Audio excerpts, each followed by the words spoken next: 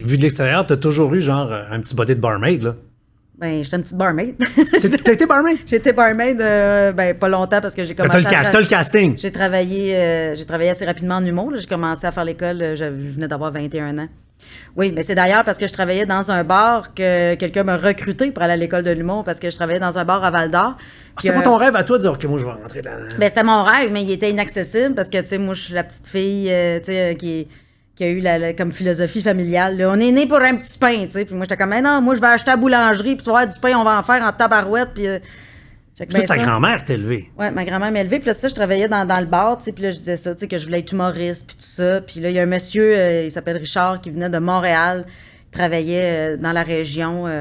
Puis c'est ça, puis là, il me trouvait bien drôle. T'es comme, vas-y à l'école de l'humour, tu sais. Je sais pas, moi, c'est où à Montréal? Je sais pas, moi, comment aller à Montréal. Connais pas l'adresse? Connais pas le GPS? Ça. Tout ce que je connaissais de Montréal, c'est la rue Saint-Denis, puis je savais qu'il y avait un Paris, que c'était un club de danseurs. C'est les deux seules affaires que je connaissais.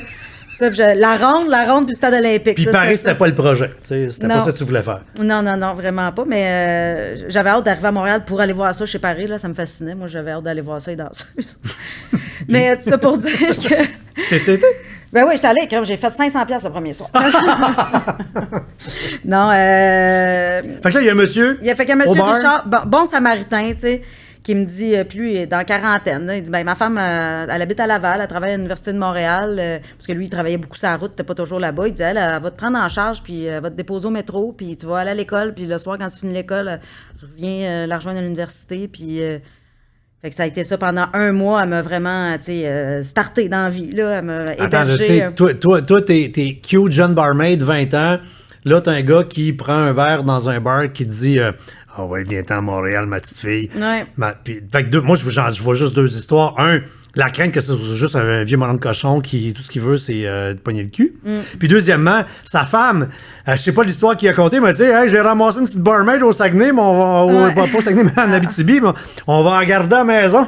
Ouais, non, tout le monde pense ça, évidemment. Ben, non, mais c'est sûr que c'est le premier réflexe. Oui, mais la beauté, c'est qu'il existe encore du bon monde. Oui, c'est vrai. Hein? Oui, puis moi, c'est plus elle, Lynn Geincharo, je la salue d'ailleurs, Lynn, tellement grand cœur.